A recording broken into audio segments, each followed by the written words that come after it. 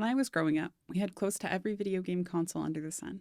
My parents played video games, my siblings played video games, and I played video games. It only makes sense that a lot of what we did growing up was, well, gaming. One of my favorite systems, the Sega Dreamcast, had the game Phantasy Star Online on it. The Dreamcast was a unique console for many reasons, but one of them being it was the first home video game console to feature online connectivity. What is now guaranteed on systems of any brand was just being introduced in 1998, and the system relied on dial-up internet to connect to servers. It was a tough sell for Sega to have a game that required the internet for a large portion of the content, and at the time the head of Sega, Isao Okawa, bundled the console with a year's worth of free internet for those who purchased it. His conviction in the idea wasn't just a Sega's going to foot the bill for a monthly service and we'll call it a day. At the time, Japan charged per minute for internet connection. Okawa chose to pay out of pocket to fund the initiative for free internet for a year. Phantasy Star Online and the Dreamcast was going to be the next big thing for Sega. Unfortunately, the Sega Dreamcast was not the next big thing, and only sold 9 million units. Call it a pricing issue, people are not ready to embrace the optical disc drive, or whatever you want, but Sega Dreamcast was over 10 million units behind the Nintendo GameCube, which sold just shy of 22 million for Nintendo at the time. The original Xbox sold 24 million units, and everything, of course, was dwarfed in comparison to the PlayStation 2. Sony's second home console sold 160 million units and is still considered the best-selling console of all time, both home-based systems and handheld. Unfortunately, despite launching the gaming industry forward with its bold design, the Dreamcast would be Sega's final console. Although many promising franchises existed on it, and some went on to continue as IPs published for Xbox, Sony, or PC, one of my favorite games, Phantasy Star Online, is believed to have gone on to inspire one of Capcom's best-selling franchises, Monster Hunter. It isn't hard to see the connections if you've seen both games. A wide variety of weapons in Phantasy Star Online, repetitive levels, and big boss fights at the end of each area. Whether you're fighting the dragon at the end of the forest or the worm at the end of the caves, Phantasy Star Online's focus was on getting better and better at the same task. And that required you to play the game, again, and again, and again. Back in a time when games didn't necessarily want to hold your attention for too long, Phantasy Star Online did something bold. It had endless hours of replayability. Back in the 2000s, before games became live service, having gamers stay on one game for too long was detrimental to profit lines for companies. They wanted players to enjoy the game just enough to have a positive image of it, and then move on to the next game, preferably made by the same publisher or same developer. There was no DLC, there was no battle pass, loot boxes, none of this existed yet. In 2004, the first Monster Hunter was released for the PlayStation 2. Monster Hunter has a similar premise to Phantasy Star Online, with the replayability of levels, but taken to the extreme.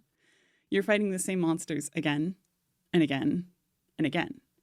This isn't a build-up to something big and more powerful at the end of an hour of playing. Monster Hunter throws you into the deep end from the get-go. In modern games, hunts can last as little as 6 minutes. When playing with friends, I find most of the harder hunts are over within 15 minutes. And although the game in its latest iteration, Wild, still feels complicated to new players, the franchise has come a long way in making the game more accessible to new players. Worlds, which was the first worldwide simultaneous launch for Monster Hunter, brought a reliable online multiplayer for hunters wanting to battle monsters together from different parts of the globe. It wasn't long after the release of World that it made its way to the PC and managed to pull in a new group of players to test their reflexes against the monsters and challenges that lay ahead. With Wilds recently released and being the fastest-selling game in Capcom's history at 8 million units in 3 days, it was unsurprising to hear some of the same criticisms from new players. The systems are too complicated, the menus are too complicated, and nothing makes sense. But if it's true that Phantasy Star Online inspired Monster Hunter, there is one really key component that Capcom's borrowed from Sega's IP. The depth is only as far as you want it to go. There is an opportunity for you to get really good at these styles of games. The repetitive nature allows you to experiment with timing, parrying, and countering a monster's attack. But those harder to master gameplay mechanics aren't necessary to take down hunts within, say, the first 100 hours of you playing the game. And one of the most wonderful things about Monster Hunter is it doesn't lock you into a weapon for a single character. Although in many games you would roll, say, an archer and be locked into a ranged weapon, probably a bow or a gun, Monster Hunter allows you to craft weapons from any tree and bounce around provided you have the materials to do so. This allows players to experiment with playstyles, try different weapons for different monsters, and fill a different role when playing with different groups of people.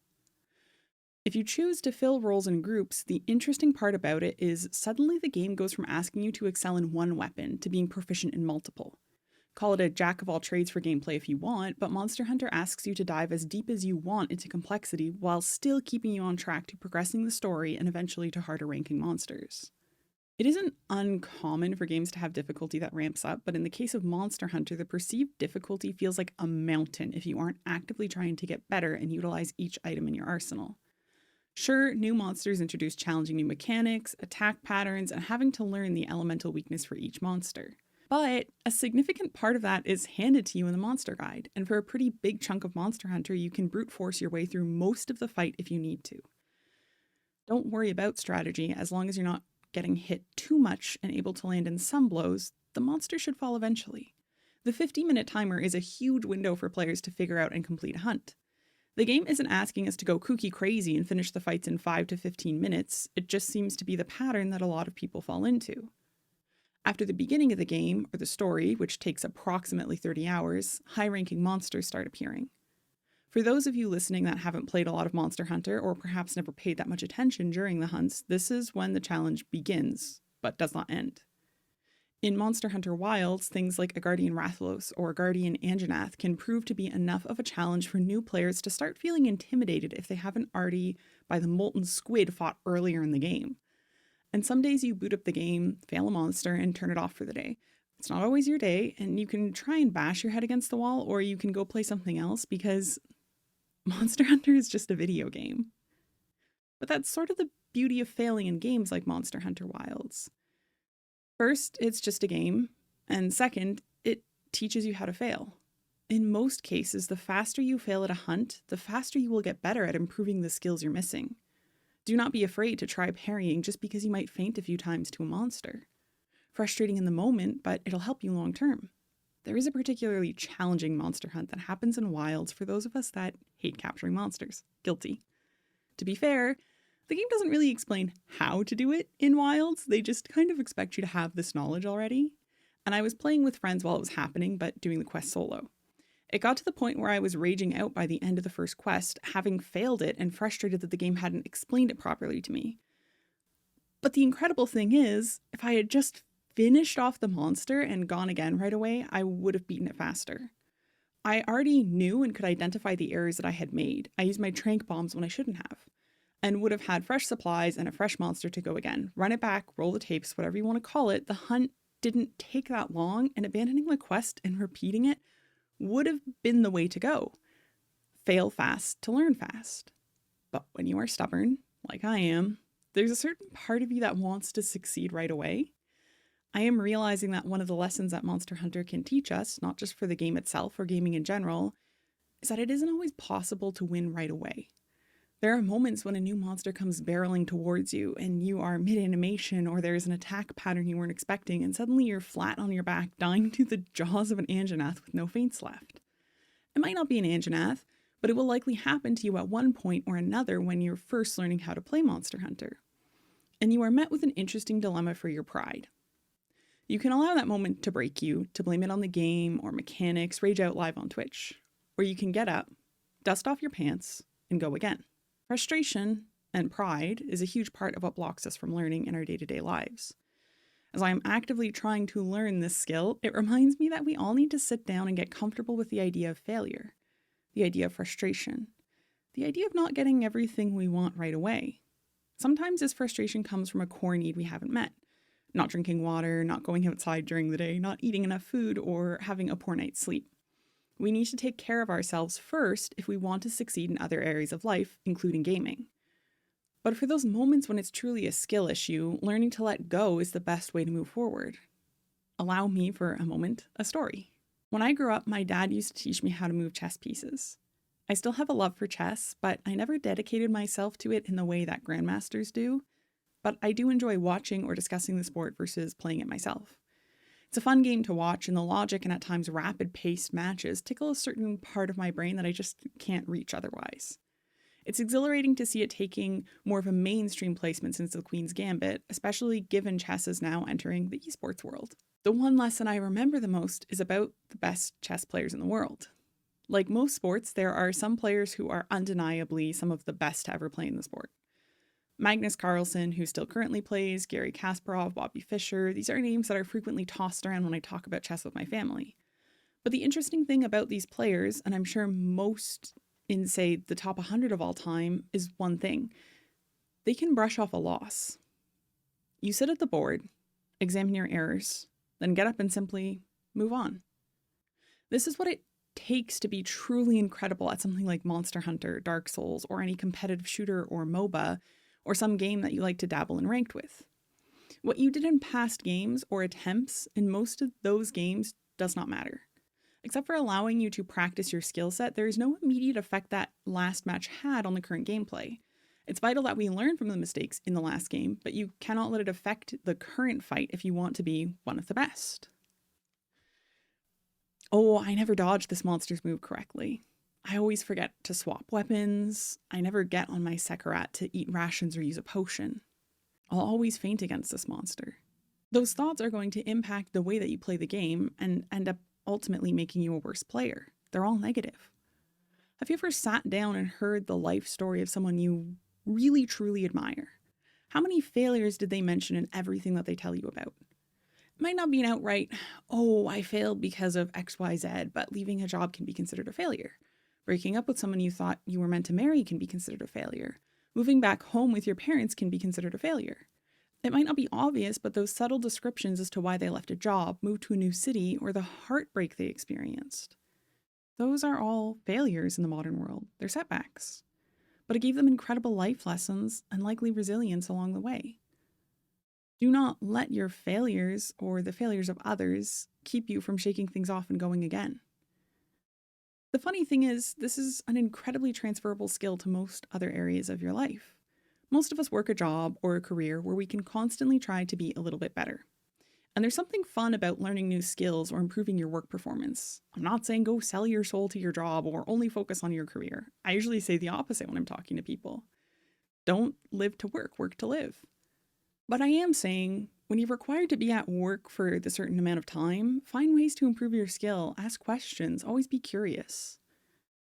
And if you'll allow me to go off script again, for those of us who have watched The Office, the US version, there's a certain beauty to watching the show under the lens of, oh, this show is really about being happy where you are. It's a paper company. They're not going to change the world.